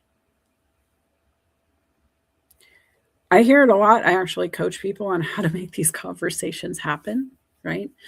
Many a time I am hearing success stories from my customers coming and going, I can't believe it happened. I just made the comment and then so-and-so showed up with an opportunity. Let me look at this. So customer success manager, first thing I see, no edits on filter. 2 days ago, a lady named Megan says, I'm hiring, looking for a customer success manager for a company in New York. There are 230 comments on that. So it is definitely high relevance. I want to sort by latest instead of top match. 1 minute ago, somebody posted that they're honored to have been promoted to. So that's kind of cool. Fully remote jobs, shares customer success manager role. Another person hiring supervisor loan operations. Somebody announcing they're open to work. Now, guys, if you're a hiring manager and hearing what I'm saying to you, it could go the opposite direction. Maybe you don't need a job. Maybe you have a job. Maybe you're looking for people who are looking for this job, and you've already gone through your list on LinkedIn and Indeed of the people who applied, and you want to see intention. I can go and find somebody asking for this kind of role. And if I'm interested in somebody who's open enough to say, hey, LinkedIn, I'm looking for this job, I can click on their profile and do a spot check. Their resume is usually right there in their experience. Sometimes it's right under those 3 dots in their profile. You can look at the resume right there. And then you can reach out to them. Or you can respond on the comments and say, hey, I'm not sure if they've reached out to you, but I would love to speak to you about an additional opportunity you can consider. Why not? What's stopping you? If you are searching, why not ask your community to help you look? When is the last time you made a post on LinkedIn or your platform that you're listening in on saying, hey guys, just wanted to put it out there. This is what I need right now. This is what I'm looking for. This is how my network could help me. If you want help, you have to ask. They need to know. The other thing you could do is put it in your about section. Maybe you don't want to, put it out there in a post. You don't want to seem needy. You don't want to put on your open for work banner. And so you're just telling your friends, and that's okay. I do think it's harder for people to find you. I think it's harder for our friends to remember to keep you at the forefront of everything they're doing in a way that LinkedIn would allow or the algorithms would allow. If your friends are in an industry you want to work in and you tell your friend, hey, I want to work in this industry, and you're engaging in it, you're training the machine to help you. And you're also asking your friend for help, which then can train them to look at their machine to keep an eye out for you. They can do a quick Google search for you and say, hey, well, I got 10 jobs in this area that match what you're asking for. Searching sometimes means calling out. Hello, is there anybody out there? Can anyone hear me? One of the most famous lines of Titanic for me to recall, in my brain at least, right? Because it's one I could do without a lot of practice. But it's what I feel like a lot of people on social are doing often, and that's the memory that it activates for me. It is the who's out there? Are you listening? And if you're listening, do you know why I'm here? Because that's the next step. If people find Melissa Houston on LinkedIn, I hope they know that I'm there to share my story, to inspire others to do the same. I hope they know that I'm here to help. If they needed to reach out with a question, a concern, they can. If they need some time, some friends, some people to hang out with, I hope they can find that here. I hope that something I talk about inspires them to do something different in their life. I hope that they look at my podcast and go, wow, she used AI to do the visuals. I could do that. Oh, wow, she's not on camera. I don't have to be. Oh, wow, nobody gave her permission to be her. She just did it, and the sky didn't fall. Hey, Chicken Little, let's do this. I think my intention should be seen and known and heard, especially if I want people to follow me. Like, what is she doing here? When I first showed up on LinkedIn, I was a salesperson selling staffing services. I was a certified staffing professional helping employers with co-employment laws, helping recruiting, full cycle, full desk. It was all the good stuff. I loved it. But I was selling. I was pitching in your DMs about your business needs and your onboarding practices and how I could help, and could we just get together? Eventually, I left that employer. Eventually, I moved into background screens, and eventually that's what my focus of the conversation was in the DMs. Are you compliant? Do you know about this law? Do you know about this requirement in your industry? Can we talk? And then COVID. And once COVID happened, I didn't care anymore, guys. I'll be honest. I had been in the industry, background screening, working on my own with this client for a long time. And I could feel the shift. I knew something was changing. It was before he had passed, but he was sick, and I didn't know he was sick, but I could feel there was a difference coming in our relationship. There was something not spoken, and I could feel it in my soul. So I was like, I'm just going to go to LinkedIn and really start talking about my services. And so I did. And then I was really bored with the way LinkedIn was looking. I am a big fan of color. Can you tell by the screen? And so when I was on LinkedIn and I was trying to figure out what I wanted to do there, I knew I was bored and I had to do something different. And so I really slowed down the people who liked color. There were posts that slowed me down. The algorithm started feeding me people like Victoria, who was hosting these posts where you could go on, copy paste your answers to a question. You could tell people who you were trying to connect with. You could intentionally go into the comments and engage with each other. And some of those posts were as simple as, here is my coloring page and Skittles. If you would sit down and color with me, we should connect. Bring your own Skittles.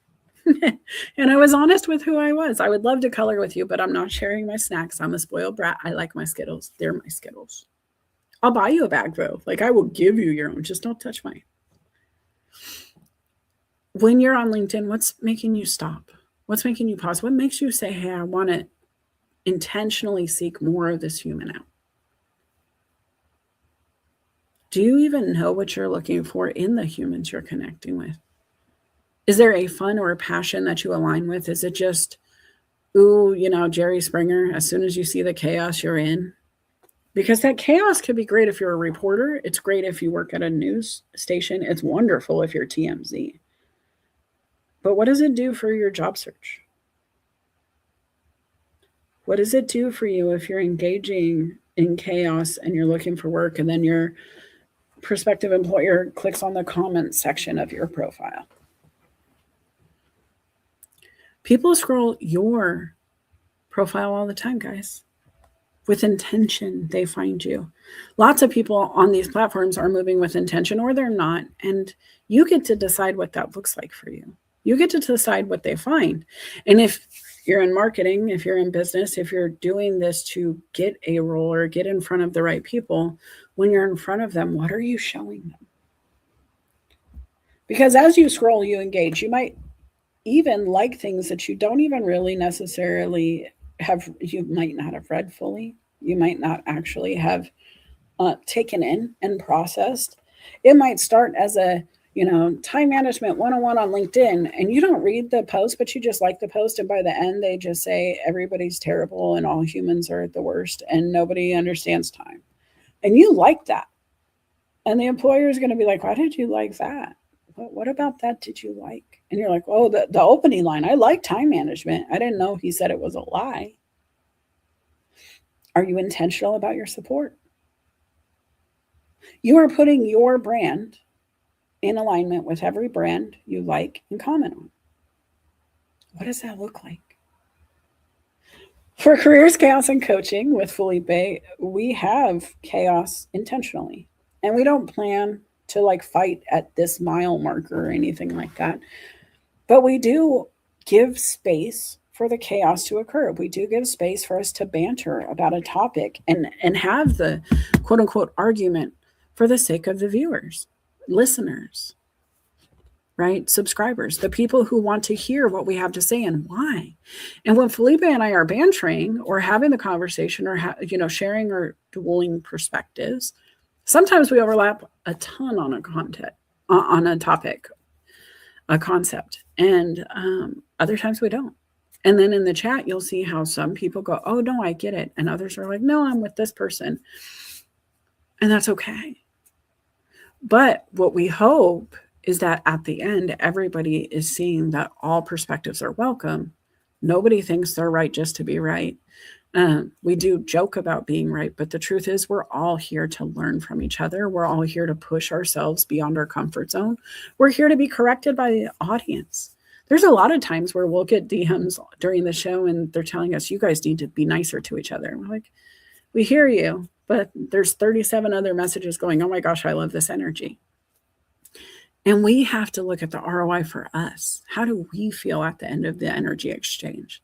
Most of the time we feel pretty good. If it doesn't feel good, we come back and we address it. Sometimes it's just the fact that, technology is the frustration. We address that too. Stop using multiple things at the same time. Do it from different devices. Whatever it is. Assess, move, data, document, act, track, adjust. You got to figure it out. So what does this mean? We need to know what the outcome is before we start. If we're talking about ROI, when you talk about a return on investment, when you talk about investing into something, wise people have an estimate of what they're expecting in return. If you sell a product in a retail environment, you have your cost, hard cost for goods. Then you have the cost to get it to the shelf, well lit with a sticker and a person who can check you out or help you understand the product and then move you into a sale.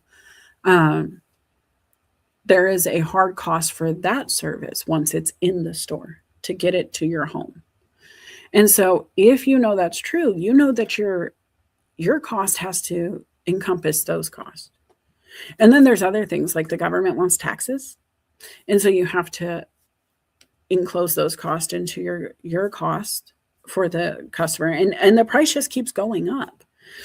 But if you know you're going to sell a product, you need to know what the margin is to take home. You need to know what your return is going to be so you know you can pay all of the variables that are building up before you ever make a sale. If you need to get a job, if you're moving with intention on LinkedIn, your action should align with that behavior. You should be looking at open jobs. You should be searching for hiring managers. You should be connecting with recruiters. You should be engaging on those posts and saying, I would like to be considered. I'm putting in my application now. You should follow up. Because if you know you want a job, you need to recreate the steps that get you to employment. And it usually means talking to somebody who can say yes to you. How do you get in front of somebody who can give you a yes? You move yourself to the front of the line. Sometimes that's an online application. Sometimes that's an in-person arrival. Sometimes it's a phone call, an email, a thank you email, a follow-up call, whatever it is. You need to know what the finish line looks like. And if you're not there, you need to keep inching further, right? You need to keep moving forward. If you're here to build business, what does that look like? What is that first win? Is it landing a client? Is it having 10 clients? Is it replacing your day-to-day income at work with your online product sales service so you can be at home? Is it growing into a thought leader? Do you want to monetize your social media platforms? These are questions you have to answer. And you know what? They can overlap. They can all be true. They can all be true at once. Where is Lauren Sermon when you need her? She is somebody I think of quite often who has enveloped all aspects of her life into her movement here. She's somebody who I coached with. She coached with me, right? She called me one day. We had a quick coffee chat, 15 minutes. That created a friendship that stands to this day. She has evolved her online presence to have her own show. She is a thought leader. She has a huge following. She also has transitioned between careers here. She has grown into different roles. She has monetized her platform. She has become paid for advertisements and sponsorships. She has done her thing. I can't tell you what her finish line is. It's none of my business to tell you. But I can tell you she has moved multiple pieces towards the finish line. She's not just doing one thing. She just keeps moving forward multiple things. She's a little bit of a spaghetti brain too. She likes to have multiple irons in the fire. She works best when she does. She thrives in the same chaos. Tell her I said so. It's a good recommendation. But what does the finish line look like for her? She would have to decide. Can she move all of those pillars forward? Yes. Felipe is talking about, and Felipe, are you still there? Felipe has his books. He was in the collaboration books that became international bestsellers that I was published in. He has his own children's book. It became a bestseller internationally, I believe. He is still moving towards his coaching and consulting being the thing that eventually he does once he's done with his HR journey. He's talked about this publicly. He knows what his finish line looks like, but he's growing everything while he's here. He still talks HR. He hasn't shifted away from what he's doing now, but he's still growing the consulting on the other side. He's still writing on the back end. He's still, showing up publicly to talk about his books in front of children and read them. There's so much happening. But do you know what your goal is, right? The only reason it works is because Felipe got clear and he talked about it. Only reason I have grown into what I've grown into is because I got clear and I had a plan and I set aside intention. I even scheduled when I was going to grow certain things because I believe everything has a season, just like the crops. What is your finish line? What does it look like? And you can have more than one, right? But what is your intention for LinkedIn? For your other socials? Is the intention just to use it to disconnect? Because that's okay. That's allowed. Is it giving you everything you're hoping for when you're there? Can we refine the algorithms as the finish line if it's just disconnect time? What does it look like? When you move with intention, you set intention, you get serious about what is allowed to come in and out of your mind. Even in something as simple as this, guys, everything changes. It has a ripple through your whole life. When you document, you act, you track, and you adjust, it's not just one premise of your life that does this. It's every facet of who you are becomes to automatically think this way. When you're an Olympian, you train, right? And when you train, your body gets to understand the training behaviors. Your body understands what you're asking of it. Your body starts to rise to the requirements you're setting for it. Same thing happens with your network. Same thing happens with your behaviors in every facet. I am multitasking. Sorry if I sound really unfocused. I'm trying to send a link to somebody who wants to join. We have about 20 minutes left, and only 10 of that is really available for conversation, guys. So 10 minutes left to chat. If you want to join, let me know. Message me on LinkedIn. That's where you'll get the link. But let's talk about documenting. If you could right now, just write down the thing that's coming up for you. Like, what is working in your algorithms? What isn't? What's working in your network? What isn't? What's working in your data time, your device wellness chart? Are you doing it the way you hoped you would? Because if you're job seeking and you're spending 20 hours on Facebook a day, but only an hour on LinkedIn and Indeed, and you're not sleeping but 3 hours, you're doing it wrong.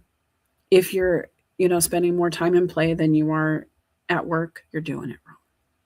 You're not going to get to the place you need to be unless you're putting in the time you need to put in. And that's the hard part.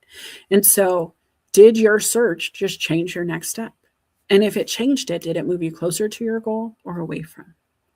That's something you should just be asking yourself every time you shift from one video to the next, from one social platform to the other, wherever it takes you, just ask, did I just change my search? And if I did I get closer to the goal or away from? Christine, welcome to the stage. How you doing? I'm good. I'm driving, so hopefully the connection is okay. Can you hear me okay? You sound great. Okay. Yeah, my last 2 jobs I found on this platform, but I really liked your pro tip about commenting on like the people that you want to see your post. What I've noticed is I get a lot more attention from recruiters whenever I post a video for some reason. So I have to make more videos, but it gets a lot more. It's not always the likes and the comments, but I get a lot more connection requests and job possibilities that way. But I'm going to do what you said and see what happens when I do that. That's the first thing. The second thing is I noticed at one point that our friend Pete Mulfer was looking for a job, and Leslie shared this like flyer that he was looking for, what the type of role he was looking for. And I was thinking, like, I don't want my employer to know how open I am. I like it where I am, but there's always something maybe bigger. But I was thinking maybe covertly doing this, like not having somebody tag me, still having my network kind of advertise about me, because how I'm connected with you is not how I'm connected to people in the industry, and that broadens the loop. It's kind of a gamble, so I haven't decided if I totally want to do that or not, but it has crossed my mind like more than once. Yeah, and I love the idea. Actually, I have told others, when you're ready, let me know and I'll just post it. One of them is an employee of mine. I'm not supposed to advertise my employees. I'm not supposed to be their references or anything like that because of the corporation's, protocols for HR and that. But we're connected on LinkedIn. And yeah, I can endorse employees of mine for skill sets, right? I also offered, if you want, I can say, hey, I know an ex-student who just graduated with this degree. They've been a former employee of mine or something, I've worked with them directly. I understand their work ethic. I would love to connect them to this industry and share on that behalf. And I think that's huge.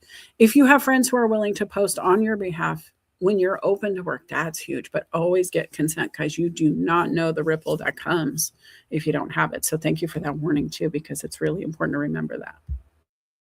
Yeah, I mean, it's kind well, you could tell anybody that that you're open to, like it's just weird. I just think there's got to be a way, to leverage the network more. And then I came. Go ahead. I have a question. Why are we scared to tell people we're open to opportunities? Like even my employers, I'm open to work at all times, and I'm connected to the C-suite in the organization, and I'm always trying to connect to more of them. but I'm still open to work. And if they ask me, I can explain I'm open to work because it brings a lot of attention to my profile. It brings opportunities. And if they listen to the show, they'll hear I keep my open to work open. So those job titles my friends are looking for will be delivered to my inbox and I can share with my friends who are looking. And it's a Yeah, I mean, strategy, right? yes, there's a difference between your employer knowing that you're always open to. I think my employer is aware probably that I'm always open to, somebody wants to talk to me about a great opportunity. I'm not going to say, I'm so loyal, I'm not going to say no, right? Um, but it's a difference between that and publicly advertising on LinkedIn in a big way throughout your network, get me this kind of job. Yeah. So, there's levels, but that's what I miss also about the audio recordings in some way, because they weren't recorded. So I didn't put this in the chat. I don't think anybody's hopping on and listening to me, but if they are, I also am okay with that, but I'd rather sometimes it not be listened to and just disappear into the abyss, right? Because you had some privacy in that we don't have anymore, but you take the good with the bad and whatever, right? So yeah, I just wish I would love for the people in that network, like Leslie or yourself or other people, to share a flyer about me, about what my abilities are, etc. And then I was going to mention one other quick thing. I had a call recently with one of my grad professors about using my company to set up like a class to get a credential. And this professor was like so profoundly impressed with me. He said he's watched me over LinkedIn and my growth and my this and that. So you don't never know who's watching, and he wants me to do all sorts of stuff, from like speaking to the students, teaching there, doing a commercial. It's insane. Like, you just don't ever know who's really watching on LinkedIn, even if they're not always engaging. I love this, guys. I've been watching Chris a long time on this. Okay, like she has been in the audio rooms. We've had a lot of conversations, and I'm so glad they weren't recorded. And to be honest with you, Chris, some of these events, I get these AI clips. They generate them automatically through StreamYard, and I'm happy that they'll do that for us. But sometimes they clip stuff you've said where I'm like, I'm not putting that on my socials. I'm not taking that. I'm not telling all of YouTube what she said. They'll have to watch the video. But it is there. And then the other thing is, guys, she got information, right? So if we go back to the header here, this data, document, act, track, adjust, she is documenting her life, her journey. She's acting on her belief systems here. She's moving with intention. She's doing it. She's tracking her data. She knows how many followers. She knows how many viewers. She knows that if she posts a video, she gets more outcomes. She's doing that. And then she also got data from this leadership. I want you to do all of these things for your organization. I've been watching you on the internet. And now she can adjust herself and her perspective, because while she was doing everything else she was focused on, she was still intentionally moving towards this human. She had no idea. He's been watching her this whole time. It's so cool, Chris. And that's the thing, right? When you get new data, you can change it. And maybe you become employed and then LinkedIn becomes more of another sales territory again, and you're doing outbound, and that's okay, but you'll have more relationship driven conversations. And when people get to watch you, know you, like you, trust you, they move into that. And now, her actions on LinkedIn are profoundly impacting her work life in a great way, not just by a job, but the ripple beyond the job, right? What's happening inside of it. And that's really cool. Really, really is, Chris. Is there anything else you want to add? That's it. And then I'll drop back down. This has been a great show, but you just don't, and you just got to just keep doing the next right thing and just keep plugging along, and not always look for instant gratification, and it comes. That's what I'll end with. This is one of those platforms, and I say this platform, I'm streaming to 3, but all of them, it's not overnight success for most. You might get to be a viral video, but most of the viral videos I can recall off the top 10 list in my head or whatever are not beneficial for their career. Some of these people become overnight success for the worst things ever. And that's not what we're doing here. We're doing good things. And the relationships that come, I have to tell you guys, I was reflecting, and Chris, thank you so much for your share today. But I was reflecting on the time I've spent on LinkedIn. Good to do, like I was talking about. Just having people reflect on where they've come from, where they're going. And when I look at LinkedIn, when I look at my career with even the motorcycle shop, next month is 3 years. 3 years I've been in that shop. And I was like, wow, that feels like it was just yesterday. It feels like a short break has become such a good journey. I told my boss when I was being interviewed that I planned a 3 to 5 year experience because I knew my daughter was going to graduate high school within that time frame, and that I would want to be anchored in for her for that time. I couldn't promise it would all be there, but my intention was to be stable, right? And so why not? And now I'm looking at it going, wow, 3 years in, look at all I've accomplished. Look at the ROI of the actions. For the organization I work with, I have created many top performers and sent them out into other locations, into bigger roles and opportunities. One of my, I call them my kiddos, but one of them just was nominated at the top of the podium. It's a high success thing. Not everybody gets to win it. And she had so many people who had endorsed her for this. And I was so proud. She's a young one, but she's one of the best in the industry. And I not just our organization, but in the game, in the industry.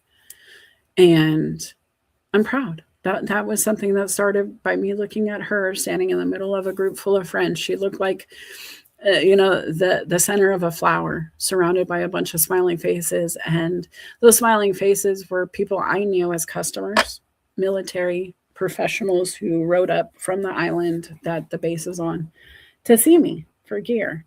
And they became some of the kiddos, my kids, the ones that don't have parents in town, but needed somebody to yell at them to ride safe.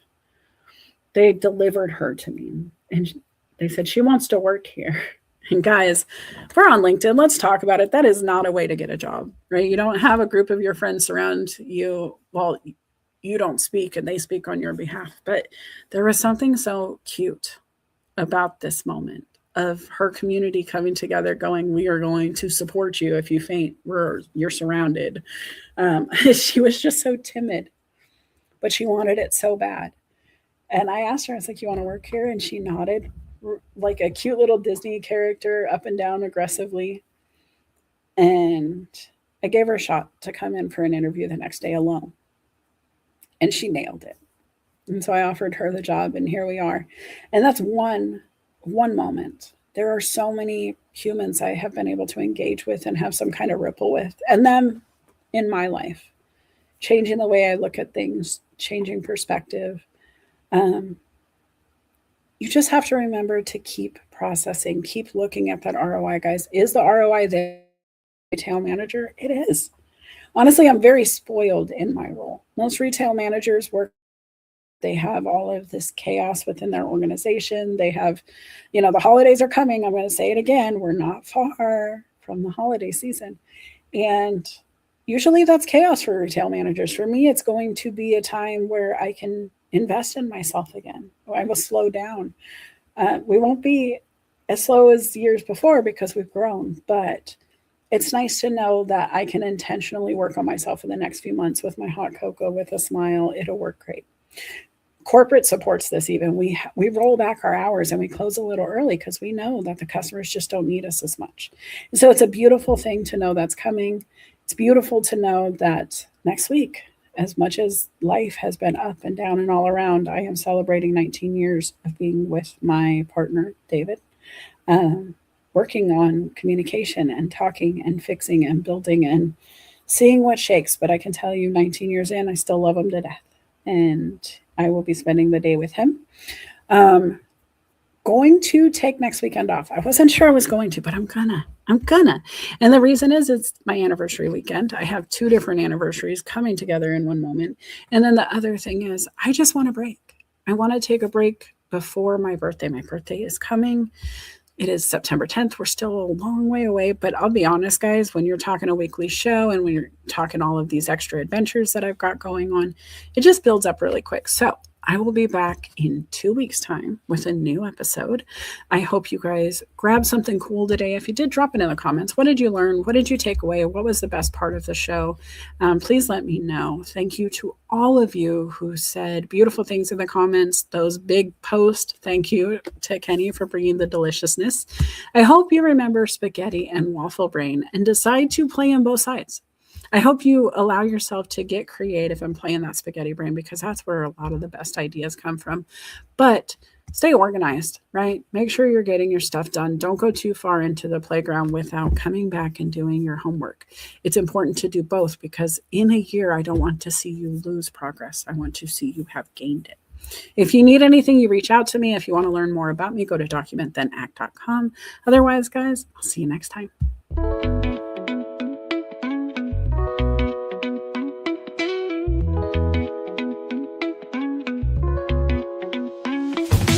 Sunlight creeps through my window pane. Dreams of stars, now a faint refrain. Coffee brews and thoughts collide in this early morning ride. Wake up world, let's start the day. Insight flows in a bright array. Questions dance like morning dew. In this space, it's me and you. Coffee chats with Melissa. Every cup was a whisper. Conversations open doors, spilling thoughts forevermore. Ideas bubble crisp and bright. Words take flight in